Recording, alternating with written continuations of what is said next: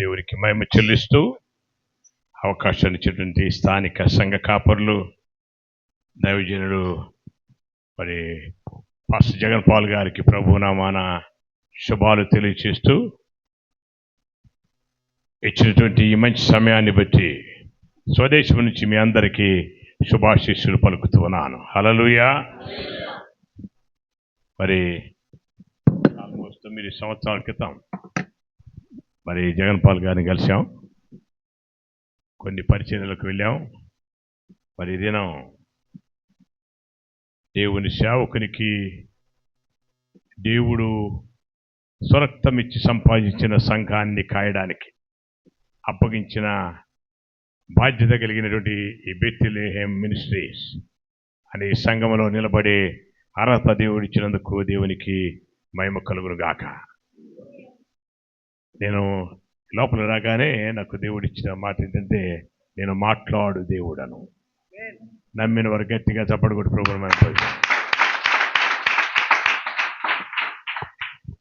యేసయ్య దేవునికి ఉన్న ఒక ప్రత్యేకమైన లక్షణం ఏంటంటే, ఆయన మాట్లాడి మనలను జీవింపచేసేటువంటి దేవుడు.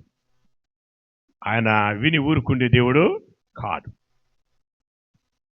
మనం మాట్లాడుకునేది ఏదైనా ఆయన వింటాడు. మీరు గమనించినారు, ఈ మధ్య మీడియాలో కూడా అలెక్సా అని, గూగుల్ అని సరే అని మాట్లాడుతూ ఉంటారు కదా ఫోన్లో. అంటే మీ దగ్గర ఉన్న మీడియా మీరు అనగానే మాట్లాడుతూ ఉంటారు.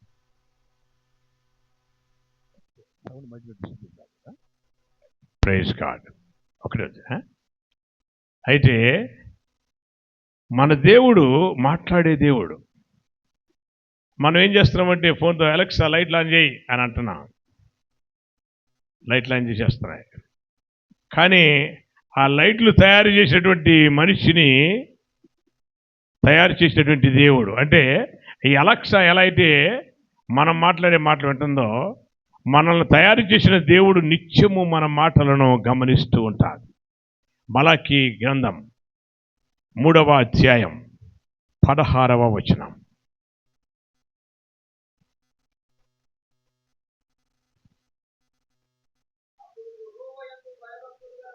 అప్పుడు యెహోవా యందు భయభక్తులు గలవారు ఒకరితో ఒకరు మాట్లాడుకొనుచుండగా యెహోవా చెవియొగ్గి ఆలకించిన. నమ్మిన వారు గట్టిగా చప్పట్లు కొట్టి ప్రభువును మహిమపరచుదాం. దేవుని యందు భయభక్తులు కలిగినటువంటి వారు మాట్లాడుకుంటూ ఉంటే ఎవరు ఆలకిస్తున్నాడు? దేవుడు ఆలకిస్తున్నాడు. ఆలకించి ఏం చేస్తాడు? తర్వాత వచ్చి చదవండి.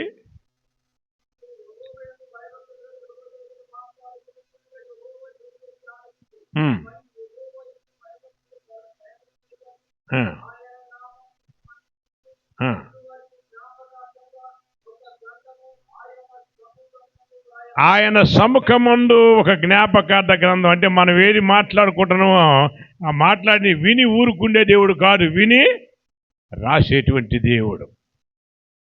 కనుక ఆ దేవుని మనం ఆరాధించడానికి ఈ దినం వచ్చాం. ప్రభు దినం ఏం చేయాలి? ఆరాధించాలి. అంటే ఆరాధించడం అంటే అర్థం ఏంటి? పాటలు పాడి స్తుతి చెల్లించే ఆరాధన. ఆరాధన అంటే అర్థం ఏమిటి? ఇందాక సేవకురాలు మాట్లాడుతూ దేవుడే ఏర్పరచుకొని చేర్చుకుంటే వారు ధన్యులు అని ఉంది అక్కడ వాక్యంలో కదా. అంటే ఇక్కడ కూడిన వారు అందరూ ఎలా వచ్చారు? మనం అనుకుంటే ప్రకారం రాలా, మనల్ని దేవుడు ఏర్పరచుకొని ఇక్కడ చేర్చుకోండి. ఎందుకంటే మనల్ని దీవించి పంపించాలని, హల్లెలూయా, మనల్ని ధన్యులుగా చేయాలని, పరిశుద్ధాలయంలోని మేళ్లతో మనం తృప్తిపరచడం కోసం దేవుడు మనల్ని ఏర్పరచుకొని ఇక్కడికి తీసుకొచ్చాడు. ఆ తీసుకొచ్చేటటువంటి మనం ఆ దేవుడిని ఆరాధించాలా. ఎలా ఆరాధించాలా? పాటలు పాడి స్తుతి ఆరాధన చేసినంత మాత్రం ఆరాధన కాదు. ఆరాధించే వేళలందు నీ హస్తములు తాకాయి నన్ను, పశ్చాత్తాపము కలిగి నాలో నేను పాపినని గ్రహించగానే. ఆరాధించే వేళందు దేవుని హస్తం మనల్ని తాకాలా, ఆ అనుభవంలోనికి వెళ్ళాలా. ప్రభువు దినములో ప్రియా దేవుని పిల్లలారా, ఆయన ఆరాధించడానికి వచ్చేటప్పుడు మన యొక్క సిద్ధపాటును బట్టి మనతో దేవుడు మాట్లాడతారు. ఆ సిద్ధపాటు ఏమిటి అంటే, నువ్వు ఎంత కానుక తీసుకుని వచ్చినావు అన్నది కాదు, ఎంత త్వరపడి వచ్చావు అన్నది కాదు, ఎంతగా సిద్ధపడి వచ్చావు అన్నది కాదు, ఎంతగా నీ యొక్క హృదయాన్ని దేవునికి సమీపంగా సిద్ధపరచుకొని వచ్చావు అన్నది గమనించాలా. బైబిల్ వాక్యంలో మనం చూస్తాం, 1 సమూయేలు 15:22లో బలులు అర్పించడం కంటే యెహోవా మాట వినడం శ్రేష్టం. లేదమ్మా, 1 సమూయేలు 15:22లో దావీదు గురించి ఉండదు.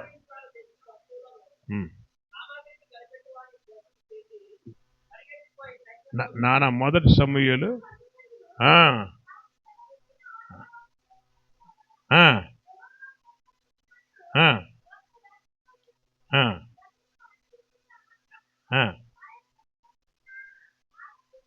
అంటే దేవుడు సంతోషించాలంటే బలులు అర్పించడం కాదు, దేవుని మాట వినాలా. బలులు అర్పించడం కంటే యెహోవా మాట వినడం శ్రేష్టం. అంటే దేవుని మాట వినేవారిగా ఉండాలా. ఏమిటి దేవుని మాట? ఆయన మందిరానికి వచ్చేటప్పుడు ప్రతిష్ఠితమైన ఆభరణాలు ధరించుకొని రావాలా. 29వ కీర్తన 1-2 వచనాల్లో మనం చూస్తాం, దైవపుత్రులారా ఆరోపించుడి, ప్రతిష్ఠితమైన ఆభరణము ధరించుకుని ఆయన మందిరానికి రండి. ఈ ప్రతిష్ఠితమైన ఆభరణాలలో అతి ప్రాముఖ్యమైన ఆభరణం ఏంటంటే మాట వినడం. మాట్లాడే దేవుని మాట వినాలా. అంటే దేవుడు మనతో మాట్లాడింది మనం మాట్లాడకుండా ఆయన విని ఎట్లయితే రాసుకుంటాడో మనం కూడా ఆయన మాట వినేవారిగా ఉండాలా. ముంచుడు బాప్తిసం తీసుకొని రక్షణ సువార్తను ప్రకటించడానికి సిద్ధపడి భాషలు మాట్లాడి ప్రవచించే కృపవరం కలిగి ఉండి అన్ని చేస్తూ చెప్పిన మాట వినకపోతే ఆరాధించినట్లు కాదు. ఇవన్నీ ఉంటాయి. వీటన్నిటితో పాటు అతి ప్రాముఖ్యమైనది ఆయన మాట వినాలా. ఆయన మాట వినడం అంటే అర్థం ఏంటంటే దేవుడు సంఘములో దేవుడి ప్రతినిధిగా నిలబెట్టిన సేవకుని మాట మీరు లోబడాలా. బైబిల్ సెలవిస్తూ ఉంది. అంటే దేవుడు నీతో మాట్లాడినప్పుడు ఆ మాటకు నీవు లోబడితే నీలో మార్పు వస్తుంది. దేవుడు ఎవరి ద్వారా మాట్లాడతారు? సేవకుని ద్వారా మాట్లాడతారు. మీ సంఘ సేవకునికి మీరు లోబడేవారుగా ఉన్నారా? ఈ కడవరి దినాలలో అతి ప్రాముఖ్యమైనది ఏదో తెలుసా? మీ సంఘ సేవకునికి లోబడే ధన్యత ఉంటే నీ జీవితం అంతా నూతనత్వమే. అపోస్తుల కార్యాల గ్రంథం పత్రిక పౌలు రాసింది, లూకా రాసినటువంటిది. దాంట్లో మనం చూస్తాం 3వ అధ్యాయం 4వ వచనం చూడండి. పేతురు యోహాను వానిని తేరి చూచి మా తట్టు చూడమని. గమనించండి, ఇక్కడ పేతురు యోహాను సేవకులు మందిరంలోకి వెళ్తున్నారు. ఆ మందిరం వెలుపల ఒక కుంటి భిక్షగాడు ఉన్నాడు. ఈయన్ని రోజు ఆడకు తీసుకెళ్తున్నారట. ఎవరైనా భిక్షగాడికి మీరు సాయం చేయాలనుకోండి, మీ చర్చి కాడికి రోజు సాయం చేస్తారా? ఒకరోజు అయితే మోసుకుపోతారు. అంటే ఈయన రోజు దేవాలయం కాడికి వెళ్తున్నట్టు అర్థం ఏంటి? ఆయన భిక్షగాడే కానీ ధనవంతుడు 2 సర్వెంట్స్ ఉన్నారనమాట ఆయనకి మోసుకుపోవడానికి.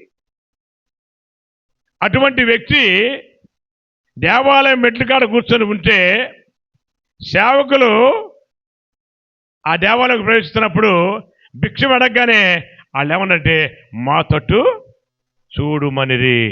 ఏమన్నారండి? ఒక్క మాటే, మా తట్టు చూడమన్నారు. మీ సేవకుడు పాస్టర్ జగన్ పాల్ గారు వాక్యం చెప్పడానికి వచ్చి నిలబడి వాక్యం బోధిస్తున్న తరుణంలో ఆయన వైపే తేరి చూచేవారిగా మీరున్నారా? వాక్యము చెప్పేటప్పుడు ఆ వాక్యాన్ని బోధించేటప్పుడు కొత్త పాస్టర్ గారు వస్తేనేమో అలా చూస్తాం, స్థానిక సంఘ కాపరి చెప్తూ ఉంటే పక్కన వాళ్ళతో మాట్లాడతాం. కానీ స్థానిక సంఘ కాపరి నీతో వాక్యం మాట్లాడేటప్పుడు ఆయన వైపు తేరి చూచేవారిగా ఉన్నారా? ఉంటేనే ఆశీర్వాదం. అక్కడ ఆ గుడ్డివాడు ఏం చేస్తాడంటే, మా తట్టు చూడమనగానే వారి యొద్ద ఏమైనా దొరుకునేమో అని వారి యందు లక్ష్యం ఉంచెను అని ఉంటుంది అన్నమాట. అక్కడ అంటే వారి వైపే చూస్తున్నాడు. వారి వైపు చూసుకుంటూ ఇటు పక్క ఇంకోటి పోతుందేమని చేయి దాపట్లే. ప్రియా దేవుని పిల్లలారా, మాట్లాడే దేవుడు మనతో మాట్లాడినప్పుడు ఆ మాటకు లోబడే వారిగా ఉండాలా. ఆ మాట్లాడే దేవుడు మనతో ముందుగా మన స్థానిక సంఘ కాపరి ద్వారా మనతో మాట్లాడతారు. స్థానిక సంఘ కాపరికి ఎప్పుడైతే మనం విధేయత చూపిస్తామో అది నిజమైన ఆరాధన. స్థానిక సంఘ కాపరి మాట్లాడుతున్నప్పుడు ఆయన మాటల వైపు తేరి చూడాలా. ఈ కుంటివాడు ఎప్పుడైతే పేతురు వైపు యోహాను వైపు తేరి చూశాడో అటు ఇటు చూడలా. చూస్తూ ఉంటే ఫోన్ గిక్కినంటే ఫోన్ని చూడలేదు. ప్రక్కనుడే ఇలా అనగానే ఏంటానని అటువైపు చూడలా. అక్కడేముందంటే లక్ష్యం ఉంచాను అన్నట్టు. ఇంగ్లీష్లో అయితే look towards them with attention. ఇక అంతే. ఈ ఇన్స్టెంట్ ఒబీడియన్స్, ఈ యొక్క విధేయత ఎంత ఆశీర్వాదాన్ని ఇచ్చిందంటే తన జీవితంలో మార్పును తీసుకుని వచ్చేసింది. హల్లెలూయా. మాట్లాడే దేవుడు మాట్లాడితే పరిస్థితుల్లో మార్పు వస్తుంది. మన దేవుని వాక్యం వెలువడగానే వెలుగు కలిగింది. దేవుని వాక్యం వెలువడగానే మరణించిన లాజరు బయటకు వచ్చాడు. దేవుని వాక్యం వెలువడగానే చనిపోయిన వారు లేచిపోయి మార్పు మార్పు మార్పు. ఆ మాట్లాడే దేవుడు సేవకుల ద్వారా మాట్లాడేసరికి మా తట్టు చూడమన్న మాటకి లోపడ్డాడు. అది నిజమైన ఆరాధన. సౌలు సమూయేలు ఏదైతే చెప్పాడో ఆ మాటకు లోపడకుండా ఎడ్లను గొర్రెలను మేకలను తెస్తే ఏంటి అన్ని చేసావంటే అన్ని చేశాను అని అంటాడు. మరి ఏంటి ఆ అరుపులంటే నీ దేవునికి బలి అర్పించడానికి తెచ్చానంటాడు. అప్పుడు అంటాడు ఏమనంటే బలులు అర్పించడం కంటే యెహోవా మాట వినడం శ్రేష్టం. నువ్వు మాట వినలేదు కనుక నువ్వు త్రోసివేయబడ్డావు. గమనించారా? దేవుడే ఎన్నుకున్నాడు సౌలును. దేవుడు ప్రత్యేకించుకున్నాడు సౌలును. అందరిలోకి ఎత్తరని ప్రత్యేకపరుచుకొని మొట్టమొదటి రాజు సౌలే. ఆ సౌలు దేవుని చేత ప్రత్యేకింపబడి ప్రవక్తలలో కూడా ఒకరిగా ఉన్నటువంటి అభిషేకం కలిగిన సౌలు ఎప్పుడైతే మాట వినలేదో అప్పుడు త్రోసివేయబడ్డాడు. అది నిజమైన ఆరాధన.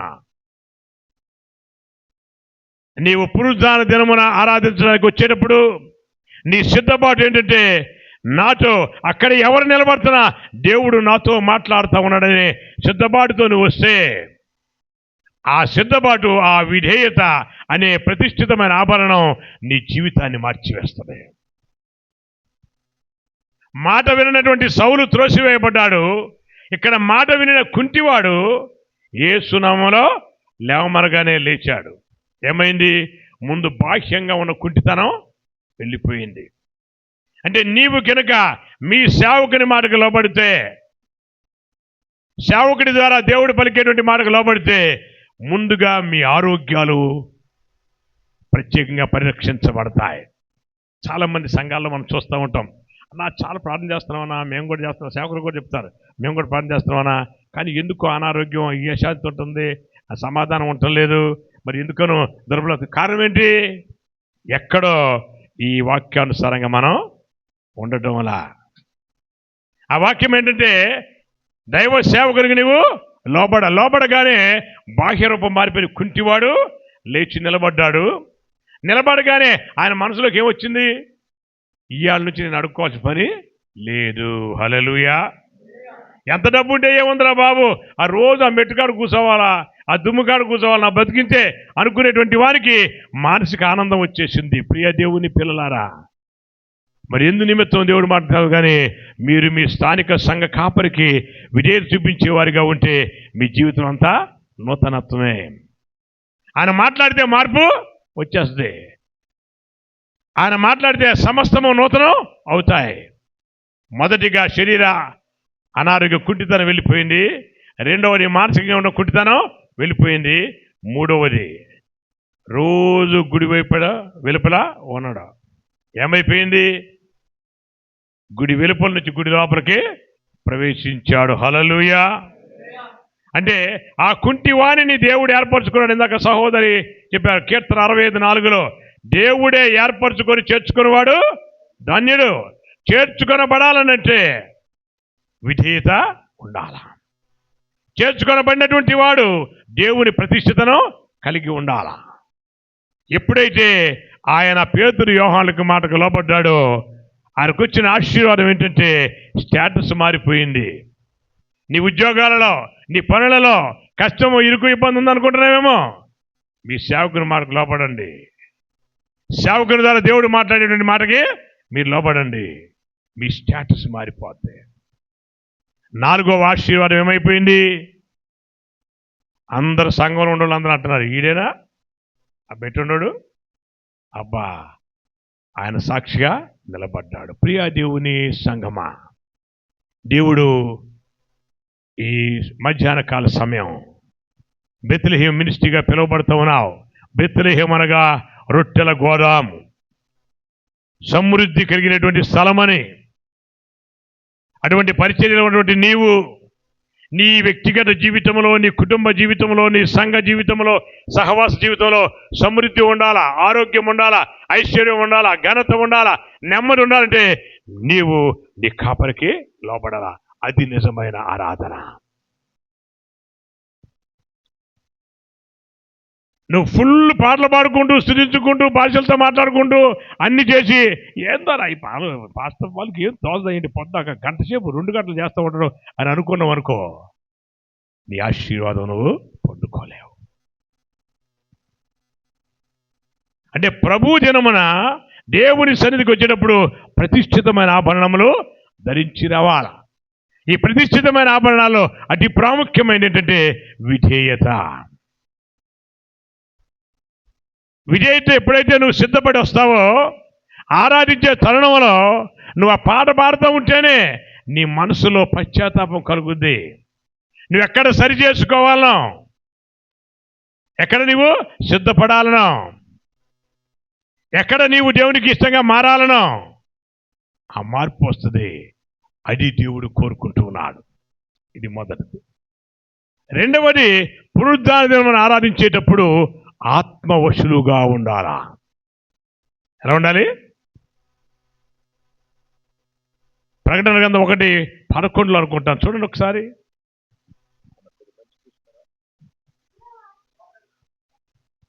అమ్మా చదవమ్మా, 11 వచ్చి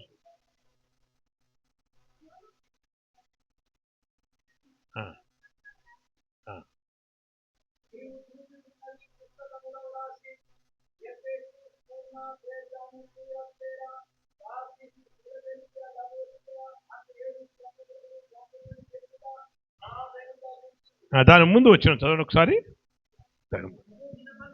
ప్రభు దినమందు ఆత్మవశుడనై ఉండగా. హల్లెలూయా. అంటే ప్రభు సన్నిధికి నీవు వచ్చినప్పుడు ప్రభువుని ఆరాధించడం అర్థం ఏంటంటే ఆత్మవశుడు అవ్వాలా. నువ్వు వచ్చేది ఎందుకనంటే నీకోసం కాదు, ఆత్మవశుడవై రాబోవు సంగతులను ఎలా పద్మాసు దేశంలో ఉన్న యోహాను తెలుసుకున్నాడో ఈ సంఘాలకు ఇది రాయమని, అలా రానున్న విషయాలు తెలుసుకునే ఆత్మ పరవశములో మనం ఉండాలా. అది నిజమైన ఆరాధన. ఇందాక అయ్యగారు ఒక మాట చెప్పారు, కళ్ళు మూసుకుంటే, బాహ్య నేత్రాలు మూస్తే మనోనేత్రాలు తెరవబడతాయి. ఎప్పుడైతే బాహ్య నేత్రాలు ముయ్యమో ప్రక్కనున్న వాళ్ళు కనపడతారు కనుక మనం దేవుణ్ణి చూడలేం. ఈ ప్రభు జనములో ఈ యోహాను ఆత్మవశుడిగా ఉన్నాడు. అంటే ఆరాధిస్తున్న తరుణంలో ఆత్మతో నింపబడ్డాడు. ఆత్మతో నింపబడగానే ఆయన ఏం చూశాడు? కడవరి దర్శనాలను చూశాడు. ఆ దర్శనాలు చూసే అనుభవంలో నువ్వు ఉన్నావా? ఆ అనుభవంలోకి రావడమే నిజమైన ఆరాధన. అంటే దేవుని సన్నిధికి వచ్చేటప్పుడు ప్రతిష్ఠితమైన ఆభరణాలు ధరించుకొని రావాలి. ఆభరణం మొదటిది విధేయత, రెండవది మనోనేత్రాలను తెరుచుకొని ప్రభువును చూసేటువంటి ఆసక్తిని కలిగి రావాలి. ఇంతకు సేవకులు చెప్తున్నారు, ఆయన మందిరావరణాలను చూడాలని ఆయనకి ఆశ ఉందనని. 84వ కీర్తనలో మనం చూస్తాం. అంటే దావీదుకి ఎలా అయితే ఆసక్తి కలిగి పరుగులెచ్చాడో మందిరానికి, మనము కూడా ఇక్కడికి వచ్చేటప్పుడు అన్ని విషయాలు విడిచిపెట్టి రావాలా. అప్పుడు ఏమవుతుంది అంటే, నీవు ఆత్మవశుడిగా ఉంటావు కనుక ఆత్మ ఎప్పుడైతే బలపడుతుందో, 3వ యోహాను పత్రిక 2వ వచనం మనం చూస్తాం, ప్రియుడా నీ ఆత్మ వర్ధిల్లుచున్న ప్రకారం నీవు అన్ని విషయాల్లో సౌఖ్యముగా ఉండవాలని ప్రార్థించుచున్నాను. హల్లెలూయా. పరిశుద్ధాత్ముడు చెప్తా ఉన్నాడు, నీవెప్పుడైతే ఆత్మలో పరిశుద్ధుడిగా ఉంటావో, ఆత్మలో పరవశించేటువంటి సిద్ధపాటుతో ప్రభువుని ఆరాధిస్తావో, అప్పుడు ఆత్మతో పాటు అన్ని విషయాలు నీకు వర్ధిల్లటం ఉంటుంది. అప్పుడు అకామ సమస్య ఉండదు, వీసా సమస్యలో ఉండవు. అప్పుడు అయ్యో అమ్మో అని కుంటుకుంటూ బాధపడిన సమస్యలో ఉండవు. అప్పుడు అప్పుల సమస్యలు ఉండవు. అంటే దేవుని యొక్క వాక్యానికి ఎవరైతే విధేయులు అవుతారో, ఆ విధేయులైనటువంటి వారు ఆత్మ పరవశులుగా ఉంటారు. అంటే నువ్వు ఆరాధించడానికి వచ్చేటప్పుడు, ఇక్కడికి వచ్చిన తర్వాత ఎప్పుడైతే అన్నీ మర్చిపోయి నీ మనోనేత్రాలు తెలుసుకోవడం సిద్ధపడతావో, అప్పుడు పరలోకపు దర్శనాన్ని నువ్వు చూస్తావు. అది నిజమైన దేవుని ఆరాధించటం. ఇలా ఎప్పుడైతే నువ్వు సిద్ధపడి వస్తావో, 3 విషయాలు మన జీవితంలో జరుగుతాయి. మొదటిది, దావీదు ఆరాధన చేస్తున్నాడు. స్తుతించి పాడి కోటను కూల్చెదం, స్తుతుల శక్తితో ఎరికో పట్టెదం.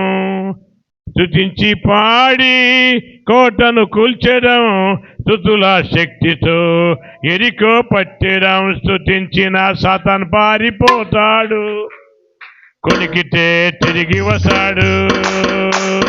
స్తుతించిన సాతాను పారిపోతాడు, కొనికితే తిరిగి వస్తాడు. దావీదు పాడగా సౌలుకు విడుదల, దావీదు పాడగా సౌలుకు విడుదల. కలసలు తీరెను, నెమ్మది దొరికెను, కలసలు తీరెను, నెమ్మది దొరికెను. స్తుతించి పాడి కోటను కూల్చెను, స్తుతుల శక్తితో ఎరికో. దావీదు పాడితే సౌలులో ఉన్న భయం పోయిందా? మరి మనం ఆరాధన చేస్తే మనలో ఉన్న భయం పోతుందా? అని పాటలేదు అర్థం ఏంటి? మనం ఆరాధన చేస్తున్నాం కానీ సిద్ధపడి ఆరాధన చేయడం లేదు. దావీదు పాడితే సౌలులో ఉన్న దురాత్మ పోతే, మనం ఎంత పాడినా కానీ మన మనసులో ఉన్న నిరాశ పాటలే. కారణం ఏంటి? నా లెవెల్ వేరురా, నేను పాడే పాట పద్ధతే వేరే ఉంటుంది అనుకుంటాం మనం. కానీ మనము ఎక్కడ దేవునికి సమానం? సమానులెవరు ప్రభు, నీ సమానులెవరు ప్రభు, సమానులెవరు ప్రభు. సమానతత్వము సహోదరత్వము, సమానతత్వము సహోదరత్వము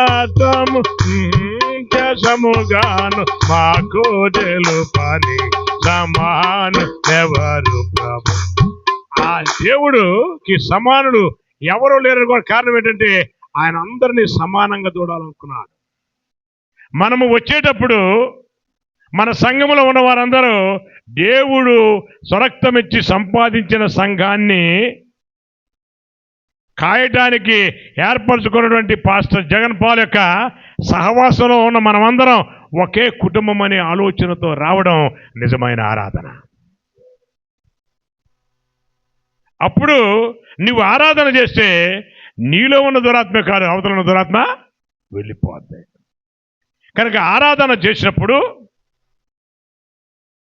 ఎదుటి వాణిలో ఉన్న దురాత్మ ఎలా వెళ్ళిపోయిందో, అలా కనుక వెళ్ళకపోతే నువ్వు పాడే పాట, నువ్వు ప్లే చేసే మ్యూజిక్, ఇవన్నీ ఏదో అయ్యో పాస్టర్ గారు తిడతారా బాబు మ్యూజిక్ తీసుకురాకపోతే అరనుకూరు వచ్చినట్టు లెక్క.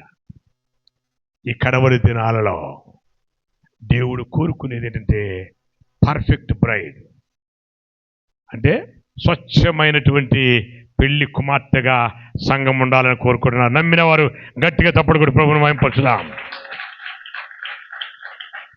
మనం అందరూ ఎవరు రెడీ అవుతున్నాం పెళ్లి కుమార్తెగా వివాహానికి, పరిశుద్ధ వివాహానికి. కనుక పెళ్లి కుమార్తెగా రెడీ అయ్యేళ్ళు అంతా బాగానే ఉండి వెంటికేర పడింది అనుకో ఏమైపోద్ది? ఆకర్షణ వెళ్ళిపోద్ది. అప్పుడు ఏమంటాడు? ఏమిటి నువ్వు అంత బాగానే ఉండవు, నీ ముఖం మీద మచ్చండి అంటాడు. ముడత మచ్చ కలంకము లేనివిదిగా సిద్ధపరచడానికి దేవుడు ఆరాధన చేయమన్నాడు. ఈ ఆరాధనలో సిద్ధపడి మనం రావాలి. సిద్ధపడి వచ్చేటువంటి వారు ఖచ్చితంగా ఆరాధన చేస్తూ ఉంటే దురాత్మ పారిపోయే రీతిలో చేయగలిగి ఉండాలి. అలానే యెహోషువ 6 లక్షల మంది కాలుబలాన్ని తీసుకుని బయలుదేరి వస్తూ ఉన్నాడు కదా కనాను దేశంలోకి. వస్తుంటే ఎరుకో పట్టణం వచ్చింది. ఏం చేశాడు ఆయన? ఎరుకో గోడల్ని పట్టుకోవాలా. దేవుడు ఏం చెప్పాడు? 6 రోజులు ఏం మాట్లాడడానికి లేదు, 7వ రోజున కేకలేయాలా అన్నాడు. దేవుడు ఏది చెప్పితే ఆ మాట యెహోషువ ప్రజలకు చెప్పాడు. అంటే దేవుడు చెప్పిన మాట యెహోషువ చెప్పగానే యెహోషువ మాటకు ప్రజలందరూ విధేయత చూపించారు. అది ఆరాధన. మొదటి నుంచి ప్రభు మాట్లాడేది విధేయత, సేవకునికి విధేయత. అయితే 6 రోజులు 6 లక్షల మంది నోరు మూసుకోవాలంటే ఎంత కష్టం? 5 నిమిషాలు 10 నిమిషాలు పాస్టర్ గారు కామ్గా ఉండి మీరు ఉండగలరా? ఆ గోడల చుట్టూతో తిరిగినారు, పట్టణం చుట్టూదా తిరిగినారు. ఎందుకు అలా మౌనంగా ఉండమన్నాడు అనంటే, ఒకవేళ మౌనంగా ఉండమనుకోకుండా సర్లే మనం అందరం తిరుగుదామన్నాడు అనుకో, ఎవరో ఏంటి ఎంత పెద్దకుండా కోతయా అని ఒకడంటే, అమ్మో నీకు తెలుసా దేవుడికి శక్తి ఉందని, ఇంకోళ్ళంటే ఏమన్నా నాకైతే మాత్రం నమ్మకం లేదు అని. అంటే ఏమైపోయింది?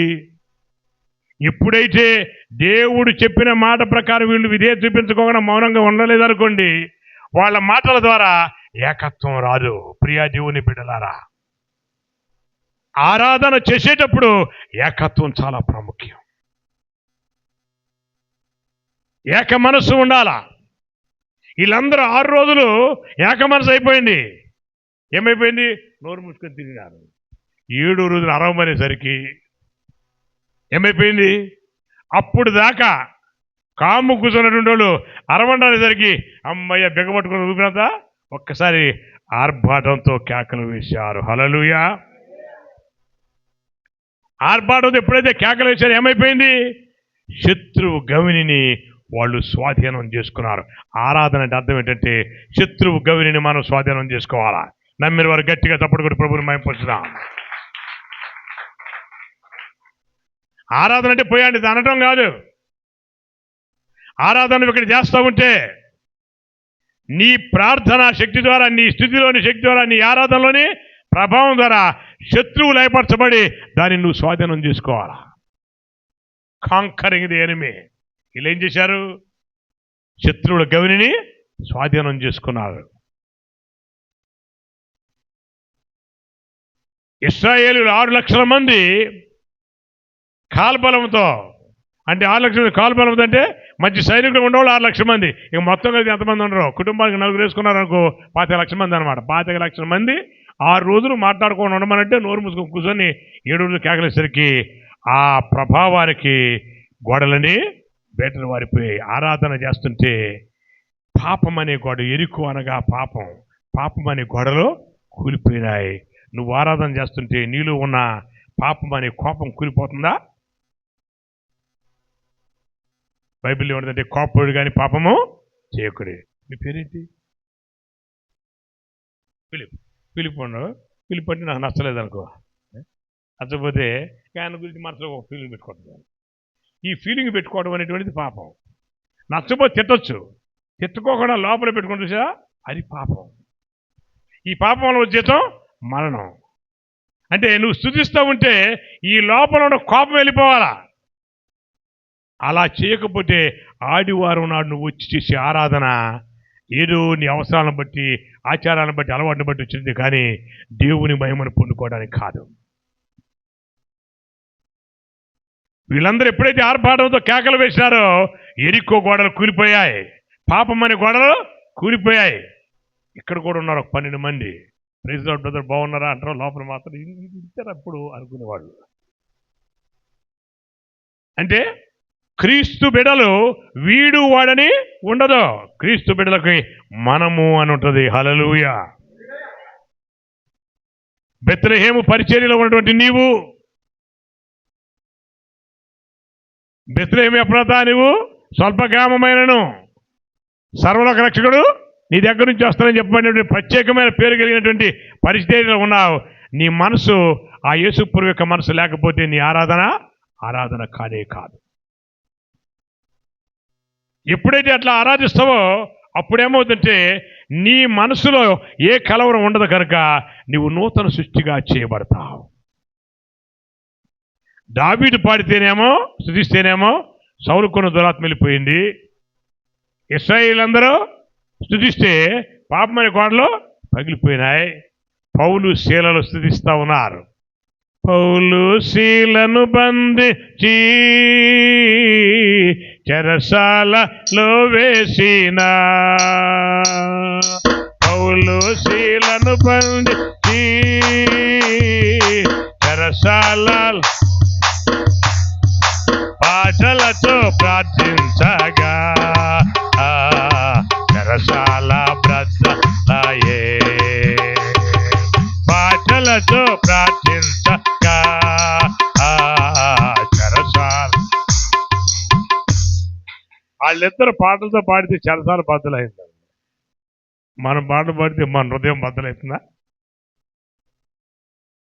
మనం పాట పాడేటప్పుడు ఆ పాటలోని అర్థం తెలుసుకొని పాడుతూ ఉంటే మన హృదయం పగిలి వీరికి నెలిగిన హృదయంగా మార్చబడకపోతే ఆరాధన, వీరికి నెలిగిన మనస్సే దేవునికి ఇష్టమైన పని. ఆ పౌలు శీలలు పాట పాడుతుంటే భూమి కంపించింది. మనం పాట పాడుతుంటే మన హృదయం కూడా కంపించలే. ఈ కడవరి దినాలలో దేవుడు నిన్ను కోరుకుంటున్నాడు. ప్రియ సంగమా, ఎందుకు కోరుకుంటున్నాడంటే నీవు దేవునికి ఇష్టమైనటువంటి పెళ్లి కుమార్తెగా ఉండాలని. ఎందుకు కోరుకుంటున్నాడంటే అపోస్తుల కార్యగ్రంథం 20:28 చదవండి ఒకసారి.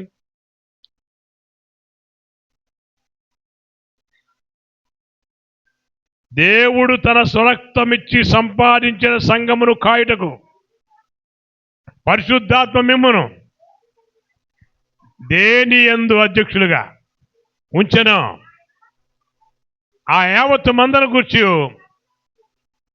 మీ మటుకు మిమ్మును గూర్చి చాలండి. అంటే స్వరక్తమిచ్చి సంపాదించుకున్నాడు. బెత్లెహేమ్ మినిస్ట్రీస్ యేసు ప్రభు స్వరక్తం ఇచ్చి సంపాదించుకొని దాన్ని కాయడానికి పాస్టర్ జగన్పాల్ అనేటువంటి ఆయనకి ఒక బాధ్యతను, నీ పేరేంటి, సాంబశివరావు ఆయన్ని మ్యూజిక్ వేయడానికి, ఇంకోళ్ళు స్తుతి ఆరాధన చేయడానికి, ఇంకోళ్ళు వాక్యం చదవడానికి, అలా బాధ్యతను అప్పగించాడు పరిశుద్ధాత్మ ద్వారా. ఆయన అప్పగించిన ఆ పరిశుద్ధాత్మ బాధ్యతను కరెక్ట్గా నెరవేర్చడం నిజమైన ఆరాధన. ప్రియ దేవుని పిల్లలారా, మాట్లాడే దేవుడు ఈ మధ్యాహ్న కాల సమయం మనతో మాట్లాడుతున్నాడు. మరి ఆయన మాట్లాడితే ఏం కావాలి మనకి? మనలో మార్పు రావాలా. మాట్లాడే దేవుడు మనతో మాట్లాడినప్పుడు ఆయన మాటలో ఉన్న జీవాన్ని బట్టి మనకి మార్పు రావాలా. అంటే మనము ఆయనతో సంభాషించే వారిగా ఉండాలా. అంటే నీ స్తుతి ఆరాధన ద్వారా భూమిని కంపింప చేయాలనుకున్నా, నీ స్తుతి ఆరాధన ద్వారా ఒకరికొన్న దురాత్మ వెళ్ళిపోవాలనుకున్నా, నీ స్తుతి ఆరాధన ద్వారా నీకున్నటువంటి పాపాన్ని నువ్వు జయించాలనుకున్నా, నీవు విజేత కలిగి జీవించాలి. ఎవరికి? దేవుని మాటకు. అందుకని దేవుడు ఏమన్నాడు అంటే, ఆదామాను సృష్టించి ఏమన్నాడు? ఇదిగో మీరన్నీ తినండి, ఇది తినొద్దు. తినొద్దనంటే వీళ్ళు ఏం చేసినారు? 3వ అధ్యాయంలో మనం చూస్తాం, ఆదికాండం 3వ అధ్యాయంలో. అమ్మ నేను చెప్తాను ఏముంటుందంటే, ఇది నిజమా అంటది. ఎవరు? సైతాన్ వచ్చి ఇది నిజమా అని. అంటే అన్నీ తింటున్నారు, పండ్లన్నీ దేవుడిచ్చినవి తింటున్నారు, దేవుడిచ్చినే అనిపిస్తున్నారు, మాటలు మాత్రం దయ్యంతో మాట్లాడుతున్నారు. గమనించారు మీరు? మనం కూడా ఉద్యోగం వచ్చినాక ఎస్ఏ ఎస్ఏ ఎస్ఏ పాస్టర్ గారు ఖచ్చితంగా బాగా పాస్టర్ గారు ఎస్ఏ నీకు స్తోత్రం నాయన, ఉద్యోగం కావాలి కావాలి కావాలి. ఉద్యోగం వచ్చిందాకేమో అదేనా ఒక ప్రార్థన ఉంటుంది. ఉద్యోగం వచ్చినాక మన ప్రార్థన పక్కే. ఉద్యోగం వచ్చిందాకేమో రోజు బైబిల్ చదువుతాం, రోజు ప్రార్థన చేస్తాం.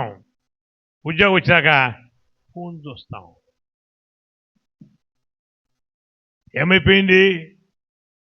ఎవరు దీవెనిచ్చారో ఆ దీవెనిచ్చిన దేవుడితో సంభాషణ మర్చిపోయి లోకంతో సంభాషణ చేస్తున్నందుకు గాను ఆదాము అవ్వల ద్వారా శోధన వచ్చేసింది, పాపం వచ్చేసింది.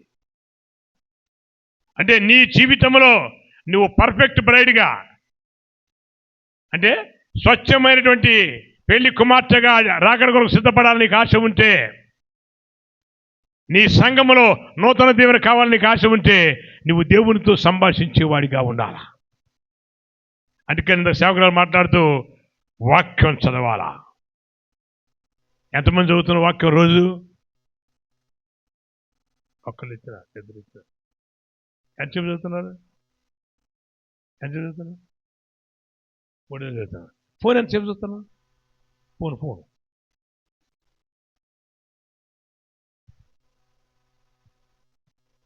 మిగతా వాళ్ళందరూ చెయ్యి ఎత్తలా. అంటే ఏం చేస్తున్నాం మనం? దేవుడిచ్చిన దీవెన మనం అనిపిస్తున్నాం, దేవుడితో మాట్లాడడానికి మనకి అంటే అపవాది యొక్క ఉచ్చులో మనం పడిపోతున్నాం. అలా ఉంటే మన రక్షణ మనం కాపాడుకున్నట్టు కాదు. అందుకనే మీ మట్టుకు మీరును మిమ్మను గూర్చి మీ మందను గూర్చి మెలకు కలిగి ఉండాలా. అంటే అది పాస్టర్ గారికి కదండి, మాకు కదకున్నారేమో. నీవు కూడా ఒక కాపరివి, నీకు నీ భార్యకి పిల్లలకి నువ్వు కాపరివే. నిన్ను గూర్చి, నీ మంద, నీ కుటుంబాన్ని గూర్చి, నువ్వు పనిచేసే స్థలంలో ఆ కుటుంబాన్ని గురించి, నువ్వు పనిచేసే కంపెనీలో ఆ కంపెనీని గురించి దేవుడు నిన్ను బాధ్యతతో పంపించాడు. ఏదో నువ్వు పోయి అబ్బో దేవుడు నాకు టాలెంట్ బట్టి అక్కడ పంపించిన కాదు, దేవుడు ఒక ఉద్దేశంతో పంపిస్తాడు. ఆ ఉద్దేశాన్ని ఎరిగి మనం జీవించాలా. అంటే దేవునితో సంభాషణ చేయాలా. దేవుడు ఈ కడవరి దినాలు ఏం కోరుకున్నట్టే ఆయనతో సంభాషించే వారిగా ఉండాలని. ఆయనతో సంభాషణ చేస్తే ఏమొస్తుంది? ఆయనతో సంభాషణ చేస్తే? చూడండి, యోహాను సువార్త 4వ అధ్యాయంలో మీ అందరికీ బాగా తెలుసు, సమరయ స్త్రీని గురించి అక్కడ రాయబడి ఉంటుంది. ఒక్క నిమిషం. అయితే ఆ సమరయ స్త్రీ ఏం చేసిందంటే, నాకు వీళ్ళందరూ నచ్చదో, ఎవరు లేనప్పుడే పోవాలి, నేను వాళ్ళందరి పద్ధతులు నాకు నచ్చవు అని అనుకుంటూ పోతా ఉంది. కానీ ఏమేమో ఎవరు నాకు వద్దనుకుంటే ఈయన కోసం ఒకళ్ళు మాత్రం ఎదురు చూస్తూ ఉన్నారు. హల్లెలూయా. బావి కాడ ఎదురు చూస్తూ ఉన్నారు. నీవు కూడా నాకు వద్దు అని అనుకున్నా కానీ ప్రతిరోజు యేసయ్య దేవుడు నీ కోసం ఎదురు చూస్తూ ఉన్నాడు. ఆదివారం నాడు తీసుకొని రావటం కాదు, ప్రతిరోజు ఎప్పుడు నా కుమారుడు హలో అంటాడా అని. దీన్ని ఎట్టయితే హలో అంటామో బైబిల్ని కూడా చదవడానికి అలా ఎదురు చూస్తూ ఉన్నాడు. ఆ చూసేటువంటి యేసు దగ్గరికి ఈ సమరయ స్త్రీ వచ్చింది. ఏమైపోయింది? వచ్చినాక వాళ్ళ మధ్యన సంభాషణ ఉంటుంది, మీరు తర్వాత చదువుకోండి. ఆ సంభాషిస్తూ ఉంటే ఈయన అంటాడు, నాకు కొద్దిగా మంచినీళ్ళు నాకు దప్పిగా ఉంది అని అడిగాడు. అడిగితే 9వ వచనంలో ఉంటుంది, అమ్మా అంటది, నీవు యూదులవయ్యా, సమరయ స్త్రీనైన నన్ను నీవు ఎలా అడుగుతున్నావు? నీ కులం వేరు, నా కులం వేరు, నీ లెవెల్ వేరు, నా లెవెల్ వేరు, నీ అంతస్తు వేరు, నా అంతస్తు వేరు అనని ఆమె మర్యాద కూడా లేకుండా నువ్వెట్ట అడుగుతావు అని అన్నారు ఫస్ట్. అయినప్పటికీ ఆ సంభాషణ అలా కంటిన్యూ అవుతూ ఉంటుంది. ఆ తర్వాత 14వ వచనం కాడికి వచ్చేసరికి సార్ అంటున్నా. గమనించారా మీరు? అంటే ఆమె ఆలోచన మార్పు, బాబు ఈయన దగ్గర కొంచెం మర్యాద ఇచ్చేటువంటి పరిస్థితుందని. అంటే దేవుడు నీతో మాట్లాడితే నువ్వు దేవుడితో సంభాషణ చేస్తే నీ ఆలోచన సరళిలో మార్పు వస్తుంది, నీ మాటలో మార్పు వస్తుంది. ఆ తర్వాత ఎవరు వద్దని అనుకున్నదే, ఎవరు వద్దని అనుకున్న ఆమె 28 వచ్చిన మనం చూస్తాం, పోయి ఊరిని ఆయన దగ్గరకు తీసుకొచ్చింది. ఏమైపోయింది? ప్రవర్తనలో మార్పు వచ్చింది. అంటే దేవుడితో మాట్లాడే దేవుడితో నువ్వు సంభాషణ చేస్తే నీ సంభాషణ ద్వారా నీ ఆలోచన సరళి, నీ మాట, నీ ప్రవర్తన, నీ గమనం అన్నీ మారతాయి. అవి మారకపోతే నువ్వు నిజమైన క్రైస్తవుడివి కానే కాదు. మారినప్పుడు చేసే ఆరాధనే నిజమైన ఆరాధన. మార్పు చెందవా, నీవు మార్పు చెందవా, నీ మనసును మార్చుకోవా. మార్పు చెందవా, నువ్వు మార్పు చెందవా, నీ మనసు. అవునన్నా, నేను మనసు మార్చుకోనన్నా, నాకు మారు మనసు పొందినాకనే నేను నీళ్ళల్లో మునిగి పైకి లేచినన్నా అనని, పైకి లేచినా కూడా అంతకు మునుపున్న బూతులే నీ దగ్గర ఉంటే, అంతకు మునుపున్న కోపమే నీ దగ్గర ఉంటే, అంతకు మునుపున్న భేదాలే నీ దగ్గర ఉంటే నీది నిజమైన మారు మనసా? పరిశుద్ధాత్ముడు మాట్లాడుతున్నాడు. ప్రియ సంగమా, ఇదిగో నువ్వు స్వచ్ఛమైనటువంటి పెళ్లి కుమార్తెగా సిద్ధపడాలన్న ఆశ. పెళ్లి కుమార్తెకు అనారోగ్యం ఉంటుందా? అనారోగ్యం పెళ్లి చేస్తారా? ఈ లోకంలో మనమే పెళ్లి కుమార్తెగా అనారోగ్యం ఉంటే పెళ్లి కుమార్తెకు ఆరోగ్యం రావాలని మళ్ళీ పర్మిషన్ చేస్తాం. యేసయ్య దేవుడు కూడా నా సంఘం, నేను రక్తమిచ్చి కొనుక్కున్న సంఘం, ప్రదానం చేయబడినటువంటి నా సంఘం పెళ్లి కుమార్తెగా పర్ఫెక్ట్గా ఉండాలా అని ఎదురు చూస్తూ మరి ఒక అవకాశం ఇస్తున్నాడు. ఆ సంఘంలో అనారోగ్యం, అశాంతి, కలవరం, గలిబిలి ఉండకుండా ఉండాలంటే ఇందాక మనం చూసాం, సేవకునికి లోబడే మనస్సు ఉండాలా. దైవ సేవకుని ద్వారా వాక్యము దేవుడు మాట్లాడుతున్నప్పుడు ఆ వాక్యము 2 అంచులు గల ఖడ్గం అనని. ఎంతకాలం అవుతుంది మన పరిచయం స్టార్ట్ చేశానా? 4 సంవత్సరాలు అవుతుంది. అంటే మీరు ఏమనుకోవాలి, ఒక్కసారి మాట్లాడింది సమరయ స్త్రీ యేసు ప్రభుతో, ఒక్కసారే సంభాషణ చేసింది. ఆ యోహాను సువార్త 4వ అధ్యాయంలో సంభాషణ చేసి ఏం చేసింది? ఎవరు నాకు నష్టం కొందో వాళ్ళ దగ్గర పోయి ఊరిని యేసు ప్రభు దగ్గర తెచ్చింది. అంటే యేసు ప్రభు దగ్గరికి ఎంతమందిని తీసుకొచ్చింది? ఒక ఊరిని తెచ్చింది ఒక్క రోజులో. మరి 4 సంవత్సరాల నుంచి సంవత్సరానికి 53 వారాలు కదా. మరి ఈ ప్రతి వారం మాట్లాడుతూ ఉంటే ఇన్ని వారాలలో అట్లీస్ట్ సంవత్సరానికి ఒక్కరిని తెస్తే మీ సంఘం ఎంత అవ్వాలా? ఈ గోళ జాలం. అంటే ఏం చేస్తున్నాం? మనం వస్తున్నాం, కానీ మనము ఆయన ఉద్దేశాన్ని నెరవేర్చడంలా. ఆయన ఉద్దేశం నెరవేర్చడమే నిజమైన ఆరాధన. నీవు రక్షింపబడింది ఎందుకంటే నీకోసం కాదు. నువ్వు రక్షింపబడిన నీవు మరొక ఆత్మనే రక్షించాలా. మరొక ఆత్మ రక్షించడం అంటే నువ్వు పోయి అమ్మ ప్రేమ నీకు తెలుసా, ఇగో యేసుప్రభు దేవుడు అంటే అంకుల్ నాకు కూడా తెలుసు అంకుల్, మా దేవుడు నాకు తెలుసు అంకుల్ అంటారు ఈ రోజుల్లో. అంటే నువ్వు వెళ్ళిపోయి ఏదో చెప్పడం కాదు, నీ ప్రవర్తన ద్వారా అనేకులని ఆకర్షించాలి. ఈ సమరయ స్త్రీ వెళ్ళిపోయి అందరూ రమ్మనేసరికి అదేంద్ర బాబు ఎవరితో కలవనటువంటి ఏమా మనకు వచ్చి కలుస్తుందని అసలేంటో చూద్దామని వెళ్ళింది. ప్రియ దేవుని పిల్లలారా, ప్రభు దినమందు పునరుద్ధాన ఆరాధన అంటే అర్థం ఏంటంటే నిన్ను నీవు సిద్ధపరచుకొని సంఘం స్వచ్ఛమైనటువంటి వధువుగా సిద్ధపడడానికి ఆసక్తి కలిగి ఉండాలి. మాటలలో, తలంపులో, ఆలోచనలో, చూపులో, గమనములో మార్పు తెచ్చుకోవడానికి ప్రయత్నం చేయకుండా ఉండాలి. మనం బలహీనమే, కానీ బలము గల తండ్రి మనకు ఉండడానికి గుర్తిరిగి దేవుడు సేవకుని ద్వారా మనతో మాట్లాడినప్పుడు ఏ మాటలో మార్పు రావాలనో ఆ మార్పు తెచ్చుకోవడమే నిజమైన ఆరాధన. అటువంటి మార్పు ఉంటే ఏమవుతుందంటే నీ యొక్క జీవన యాత్ర అనేకులకు మాదిరిగా ఉంటుంది. అనేకులు నిన్ను చూసి నీకు తెలుసా వీళ్ళు ఎవరనుకుంటున్నారు, బెత్లెహేమ్ మినిస్ట్రీస్ అండి అనాలా. నీ యొక్క మాటలు, నీ తలంపులు, నీ ఆలోచన, నీ చూపు, నీ గమనం గమనించేటువంటి వారు నీకు తెలుసా, వీళ్ళు పలానా సంఘం, పలానా సహవాసంలో ఉంటారు, వాళ్ళు దేవునికి ఇలా ప్రాధాన్యత ఇస్తారు, అలా ప్రాధాన్యత ఇస్తారు అని నిన్ను గురించి మాట్లాడగలిగి ఉండాలా. అది నిజమైన ఆరాధన. అయితే ఈ కడవరి దినాలలో నువ్వు ఇట్టి స్వచ్ఛమైనటువంటి పెళ్లి కుమార్తెగా ఉండాలంటే ఖచ్చితంగా నువ్వు 3 విషయాలు ప్రతిరోజు చేయాలా. ఆదివారమే కాదు, ప్రతిరోజు 3 విషయాలు చేయాలా. మొదటిది మత్తయి సువార్త 26వ అధ్యాయం 40-41 వచనాలు.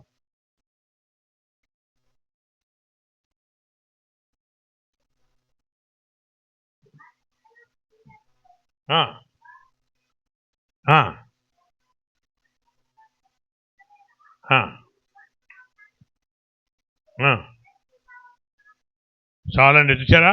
1 గంట అంటే మా దేవుడికి తెలిసిన వీళ్ళు గంట కంటే ఎక్కువ లేరు అనుకున్నాము. అట్లీస్ట్ 1 గంట రోజు మెలకువగలిగి ప్రార్థన చేయాలా. అంటే రాత్రి కాదు, వేకువజామున మొదటి గంట ఇవ్వాలా. ఎందుకంటే పనిలో పడిపోయారనుకో, ఆ పనుల్లో ఉండిపోయి రాత్రి వచ్చేసి అలసిపోతాం. అలసిపోయినటువంటి నా పిల్లలు నాకు సమయాన్ని ఇయ్యలేరని తెలిసిన దేవుడు, రక్తం కాచి కొనుక్కున్నటువంటి ఆ దేవుడికి తెలుసు కదా మన మనసు ఏంటో. అందుకే అంటున్నాడు, మెలకువగలిగి ప్రార్థన 1 గంట మెలకువగలిగి ప్రార్థన చేయాలా. అంటే నీవెప్పుడైతే దేవునితో సంభాషణ ప్రార్థన అంటే అర్థం ఏంటి? ప్రార్థన యేసుని సందర్శన, పరమ తండ్రితో సంభాషణ. ప్రార్థన యేసుని సందర్శన, పరమ తండ్రి. సంభాషణ అంటే అర్థం ఏంటి?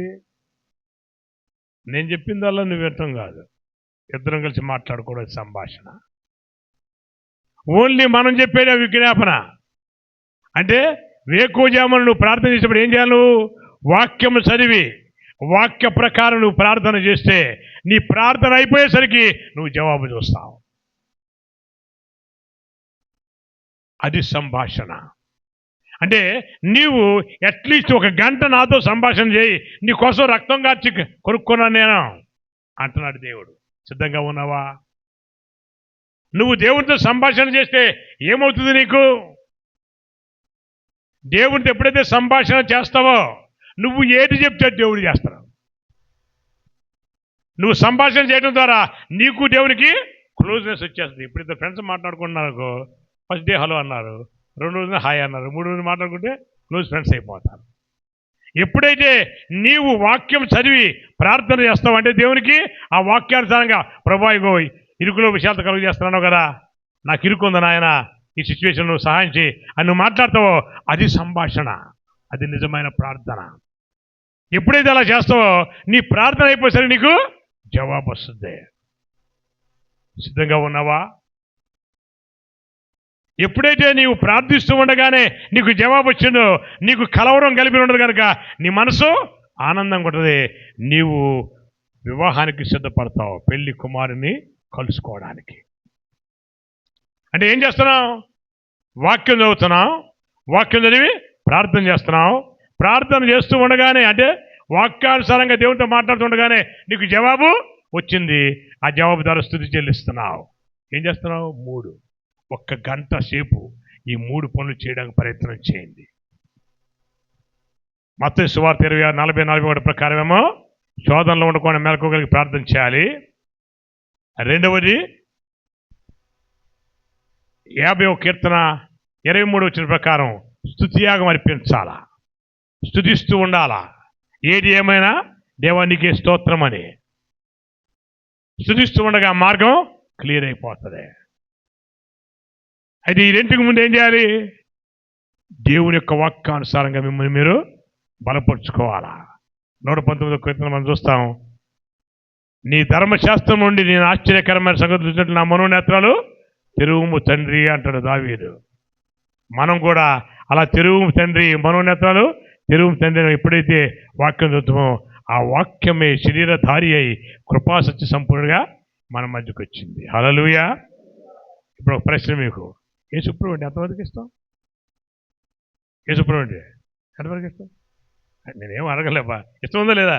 యేసుప్రభు అంటే ఇష్టం ఉండవు చేతులు, మరి స్ట్రైట్ ఎత్తాలా? యేసుప్రభు అంటే ఇష్టం ఉండవాళ్ళు ఓకే. యేసుప్రభుని యేసుప్రభుని ప్రేమించేవాళ్ళు ఇష్టం వేరు, ప్రేమ వేరు తెలుసా? ఇష్టం చాలా మంది వేరు ఉంటుంది, ప్రేమ ఒక్కడి వేరు ఉంటుంది. ప్రేమిస్తారా? యేసుప్రభుని ప్రేమించట్లేదు మీరు అందరూ, ఒకళ్ళిద్దరే ప్రేమిస్తారు. యేసుప్రభుని ప్రేమించడం అంటే వాక్యం కావాలి. ఎందుకని? యేసుప్రభు అంటే ఎవరు? వాక్యం. అంటే నీవు వాక్యం ఎప్పుడైతే చదివి ప్రార్థనలో ఉంటావో అప్పుడు నీవు బలమైన ఆత్మతో అభిషేకించబడి, ఇందాక చెప్పే కదా, ఆత్మ పరవశుడిగా ఉండి భాషలతో మాట్లాడుతూ ప్రవచించి రానున్న దినాలలో నీ సంఘములో ఏమి జరగబోతుందో నువ్వు చెప్పగలవు. అందుకోసం దేవుడు కోరుకుంటున్నాడు. ఇప్పుడు ఫిలిప్ ఉన్నాడు, వాళ్ళకు ముగ్గురు కొడుకులు అనుకోండి, సరే అది ముగ్గురు కొడుకులు అనుకోండి అన్న కదా, ముగ్గురు కొడుకులు అనుకోండి. ఆయన ఏం చేస్తారు? కొంచెం పెద్దోళ్ళు అయితే కొద్దిగా వాళ్ళకి చెప్పకుండా నేనేం చేయకూడదని, రే పాపలు రండి, బాబులు రండి, ఇది పలానా చెప్తారు. అంటే ఈ లోకంలో ఉన్న తండ్రి అని చెప్తే ప్రాణం ఇచ్చి కొడుకున్న యేసయ్య మనం చెప్పకుండా చెప్తాడు. ఆ చెప్పిన మాటను వినే అనుభవంలోకి వెళ్ళడమే నిజమైన పునరుద్ధాన ఆరాధన.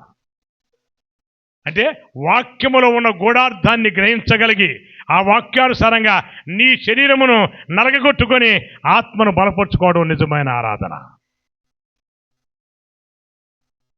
చూస్తాం సంఘ ఆరాధన కదా, సంఘ అంటే సంఘం అంతా ఆరాధిస్తుంది. అంటే ఆరాధనలో ఏం జరుగుతాయి చెప్పాం మనం? దురాత్మ వెళ్ళిపోవాలా, పాపాన్ని జయించాలా, హృదయం కదిలింపబడాలా. అంటే అటువంటి సిద్ధపాటు రావాలంటే ఖచ్చితంగా నీవు ముందు రోజు నుంచే సిద్ధపడి రావాలా. ఇక్కడికి వచ్చేటప్పుడే ప్రతిష్ఠితమైన ఆభరణం ధరించుకోవాలా. అన్నిటికంటే ప్రాముఖ్యమైనది ఈరోజు సేవకుడి ద్వారా దేవుడు నాతో మాట్లాడతారు, ఆ మాటకు నేను విధేయత కలిగి జీవించాలా అని ఎప్పుడైతే మనం సిద్ధపడి వెళ్తామో, చివరిగా మార్చి నేను ముగిస్తాను. ఖచ్చితంగా ఇక్కడ ఒక 12 మందికి అనారోగ్యాలు ఉన్నాయి, ఆ అనారోగ్యాలు వెళ్ళిపోతాయి. ఎందుకని? సేవకుడి మాటకు లోపడినందుకు గాను ఆ కుంటివాడి కుంటితనం వెళ్ళిపోయింది. ఇక్కడ ఎవరో ముగ్గురు సిస్టర్స్ మాత్రం రోజు దుఃఖపడుతుంటారు వాళ్ళ పిల్లల కోసం. అంటే మనసులో నెమ్మది లేవు. 2 బ్రదర్స్ కూడా మనసులో నెమ్మది రావాలంటే ఏం చేయాలి? ఆ కుంటోడు ఎప్పుడైతే సేవకుడి మాట లోపడాడో కుంటితనం పోగానే ఇవాళ నుంచి నేను అడుక్కునే పనే లేదా, ఒక మనసుకు ఆనందం వచ్చేసింది. అంటే లోబడాలా. ఎవరికి? సేవకునికి. నువ్వు ఎంతమంది మాట విన్నా ఒక ఎత్తు, సేవకుని మాట వింటాం ఒక ఎత్తు. ఈ సేవకుని మాట విన్నారనుకోండి, ఆ సేవకుని నాటి నుంచి వచ్చేది ఏంటి? ఈ వాక్యం కదా. ఈ వాక్యం ఏం చేస్తుంది అనుకున్నా? నిన్ను సంపూర్ణ పరిపూర్ణతలోకి నడిపిస్తుంది. ఎందుకని? ఆ వాక్యమే శరీరధారి అయి కృపాసత్య సంపూర్ణుడిగా మన మధ్యకు వచ్చింది కనుక. చివరిగా ఒక మాట, ఎవరైతే మేము ఒక మాట అడగలుగుతాం, ఎంతమందికి డబ్బులు కావాలి? మీకు డబ్బులు కావాలా? డబ్బులు కావాలి. కష్టపడేది మీకు డబ్బులు కోసం కదా. జాబ్ చేస్తున్నారు, జాబ్ చేసాక వాళ్ళు జీతం వీలేదని ఊరుకుంటారా? నువ్వు కూడా దేవుని సేవకుని మాటకు లోబడి వాక్యం చదివితే దేవుడు కూడా నిన్ను ఏమి విడిచిపెట్టడు. నువ్వు ఆయనకి ఇచ్చిన గంట టైం ఆయనకి ఇచ్చినందుకు గాను గంటకి ఎంత ఇవ్వాలనో లెక్క కట్టి నీకు ఇస్తాడు ఆయన. దర్శనం ఇది స్వానుభవం. నా కొడుకు ఎంత బిజీలో కూడా గంట ఇస్తున్నాడు రా అంటే మిగతా గంటలన్నీ నేను నాకు తోడు ఉండాలనుకుంటాడు. ఎట్లా ఇస్తారో తెలుసా? సామెతల గ్రంథం 3వ అధ్యాయం 16వ వచనం.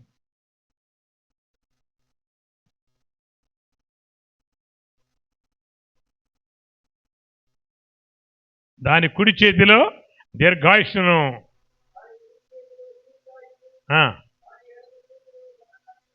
చూశారండి? ఇక్కడ దాని అంటే ఏంటో చూద్దాం. 13వ వచనం చూడండి.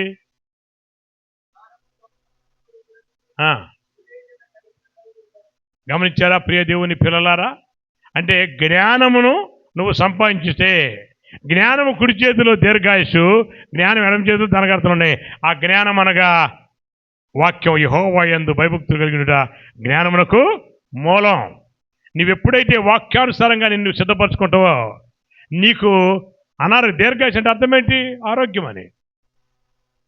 అంటే నీకు కావలసినటువంటి పోషణకు, లేక నీ పిల్లల ఎడ్యుకేషన్కి, నీ భవిష్యత్తుకి కావలసినవన్నీ ఈ వాక్యం చదవడం ద్వారా నువ్వు పొందుకుంటావు. ఈరోజు నుంచి ఒక్క 90 దినాలు ప్రాక్టీస్ చేసి చూడండి. ఎన్ని రోజులు? 90 రోజులు. జస్ట్ రోజు ఒకవేళ ఒకేసారి గంట చదవలేమనుకుంటే ఒక 15 నిమిషాలు 20 నిమిషాలు చదువుకుంటూ ఒక గంట చదవడానికి ప్రయత్నం చేయండి. ఒక్క 3 నెలలు. ఏమవుద్దు తెలుసా? 3 నెలలు నువ్వు కనుక వాక్యం చదివినాకో కరెక్ట్గా రోజు ఒకే టైం చదవసమా? 3 నెలలు జమ్మి పెట్టెలో మోసేని గడ్డిలో దాస్తే 3 నెలల తర్వాత గడ్డిలో నుంచి కోటలోకి వెళ్ళిపోయాడు. తెలుసు మీకు? అంత ఉన్నతమైన స్థితిని దేవుడు నీకిస్తాడు. నమ్మిన వారు గట్టిగా తప్పడు కూడా ప్రభువుని మేంపొస్తాం. అంటే కంపెనీలో పనిచేస్తున్నావు, కంపెనీలో నీకు చాలా కష్టం ఉందనుకో, నువ్వు ఇలా ప్రాక్టీస్ చేయి. నువ్వు చూడగానే ఫిలిప్ బాగున్నావా అని మాట్లాడతారు నిన్ను కష్టం కలిగించేవాళ్ళు. కారణం ఏంటంటే నీలో ఉన్నవాడు లోకంలో ఉన్నాడు కంటే గొప్పవాడు. ఈ దినాన పరిశుద్ధాత్ముడు మనతో మాట్లాడతాడు. ప్రియా బెత్లెహేం పరిచర్య సంఘ ఆరాధనలో ఉన్నటువంటి దేవుని కుమారుడ కుమార్తె, నీవు ఎప్పుడైతే ప్రతిష్ఠితమైన ఆభరణాన్ని ధరించుకుని వస్తావో, దేవుడే ఏర్పరచుకొని మిమ్మల్ని అందరూ ఇక్కడ చేసుకున్నాడు. ఎందుకని? పరిశుద్ధాలయం యొక్క మేళ్ళు. పరిశుద్ధాలయంలో అశాంతి, కలవరం, గలిబిలి ఉండదు. పరిశుద్ధాలయం అంతా పరిశుద్ధత, ఆనందం, సంతోషం ఉంటుంది. ఆ మేలు పొందుకుని వెళ్ళాలని ఆశపడుతున్నావా? సేవకురాల ద్వారా వాగ్దానం ఇచ్చాడు. 65వ కీర్తన 4వ వచనం, ఆయనే ఏర్పరచుకొని చేర్చుకుంటే మనం ధన్యులమే. పరిశుద్ధాలయం చేతను, మందిరంలోని మేళ చేతను మనం తృప్తి చెందాలా. ఆ మేలు నువ్వు అనిపించాలని నువ్వు ఆశించి ఉంటే ఈ దినాన పరిశుద్ధాత్ముడు నీతో మాట్లాడుతున్నాడు. నీవు విధేయత, ఎవరికి? సేవకునికి విధేయత, దేవుడు చెప్పే మాటకి విధేయత కలిగిన వాడిగా ఉంటే, అవిధేయుడైన సౌలు త్రోసివేయబడ్డాడు. దేవుని మాటకి లోబడినటువంటి వాళ్ళు దీవించబడ్డారు. లోబడిన వారిగా ఉండాలనుకుంటున్నావా? ఒక్కసారి కళ్ళు మూసుకుని ప్రభుతో మాట్లాడుకున్నాం. ప్రియ దేవుని పిల్లలారా, ప్రభు దినమును ఆరాధిస్తున్నాం. Thank you Jesus. సంఘముగా కూడి ఆరాధిస్తున్నావు. ఇదిగో నేనే నా స్వరక్తం ఇచ్చి సంపాదించుకున్నాను నిన్నని సెలవిచ్చిన ఆ ప్రభుని ఆరాధించడానికి వచ్చావు. ఈ మధ్యాహ్నం దేవుడు మనతో మాట్లాడాడు. నేను మాట్లాడే దేవుడు కనుక నా కుమార్తె, నా కుమారుడా, ఇగో నేను మాట్లాడితే మార్పు వచ్చేస్తుంది. మాటల్లో మార్పు, ప్రవర్తనలో మార్పు, గమనంలో మార్పు, ఆలోచనలో మార్పు వచ్చేస్తుంది. ఆ మార్పు పొందుకోవాలని ఆశపడుతున్నావా? ఈ దినం నేను నీతో మాట్లాడాను. నిజమైన ఆరాధనగా నీవు వాక్యానికి, దేవునికి, సేవకునికి లోబడాలని సిద్ధంగా ఉన్నావా? నువ్వు సిద్ధపడితే నీ కుడి హస్తాన్ని పైకెత్తు. అయ్యా, నేను రక్షణ పొందుకున్నాను ప్రభా, బాప్తిస్మ సాక్ష్యం ఉన్నాను ప్రభా, కానీ చాలాసార్లు నాకు కోపం వచ్చేస్తుంది నాయన, విసుగుదల వచ్చేస్తుంది ప్రభా, విజయం చూపించలేకపోతున్నాను అనుకుంటున్నావా? నేను బలహీనుని ప్రభా, నాకు సహాయం చేయి. అన్ని కుడి హస్తాన్ని పైకెత్తు. ప్రభు అంటున్నాడు, నీ రక్షణను కాపాడుకోవడానికి సహాయం చేసేవాడును నేనే. నేను నీ కుడి చేతిని పట్టుకొని జనాలను జయించడానికి నా అభిషేకంతో నేను నింపుతానన్నాడు. సిద్ధంగా ఉన్నావా? నీ కుడి హస్తాన్ని పైకి ప్రభుతో ఒక్క మాట నిబంధన చేసుకోవనయ్యా, ఈ రోజు నుంచి నేను నీ వాక్యానికి, నీ సేవకునికి, నీవు నాతో చెప్పిన ప్రతి మాటకు నేను విధేయత చూపించాలి. నాకు ఆశ ఉంది ప్రభా, నాకు అట్టి అభిషేకాన్ని దయచేయమని. అభిషేకమా ఆత్మాభిషేకమా మమ్ము దీవింప మా పైకి దిగిరమ్మయ్యా. అభిషేకమా ఆత్మాభిషేకమా మమ్ము దీవింప దిగిరమ్మయ్య. నీవు మాతో నుండా మాకు భయమే లేదు, నీవు మాతో నుండా మాకు భయమే లేదు. యోర్దానును విడగొట్టెదా కార్యములు చేయగలను, ఎన్నో ఘనమైన కార్యములు చేయగలను. అభిషేకమా ఆత్మాభిషేకమా నన్ను జీవించ. దేవుని పిల్లలారా, అట్టి అభిషేకముతో నడిపించడానికి ఆసక్తి కలిగిన ప్రభువు నీకు తోడుగా ఉన్నాడు. ప్రార్థన చేసుకున్నాం. కృపాసత్య సంపూర్ణుడా నీకు వందనాలు చెల్లిస్తున్నాం. బెత్లెహేం పరిచర్య ద్వారా జరిగేటువంటి ఈ పునరుద్ధాన సంఘ ఆరాధనలో ప్రభా నిలబడే అర్హత ధన్యత నాకు ఇచ్చినందుకు వందనాలు. నా మాతో మీరు మాట్లాడారు ప్రభా. ఆరాధించేవారు ఎలా ఆరాధించాలి, ఆరాధనలోని నూతనత్వం ఏంటో మాతో మాట్లాడావు ప్రభా. ఒకవేళ ఈరోజు వరకు నా పద్ధతుల్లో, నా యొక్క సిద్ధాంతాలలో, నా బలహీనతల్లో నేను ఉంటే ప్రభా నన్ను మమ్మల్ని క్షమించి నిజమైన క్రీస్తును ఆరాధించేటువంటి బలమైన సంఘముగా ప్రభు సిద్ధపడ కృప చూపించమని, సంఘ కాపరిని, పెద్దలను, విశ్వాసులను ప్రతి ఒక్కరిని పేరు పేరున ఆశీర్వదించమని, పెట్టబడిన వాకులకు నీరు కట్టి ఫలింప చేయమని యేసునామమున అడిగి వేడుకొనుచున్నాం తండ్రి. ఆమేన్. అవకాశం ఇచ్చిన జగన్ పాలయ్య గారి ప్రభునామమున వందనాలు. దేవుని మందరిని దీవించుగాక. ఆమేన్.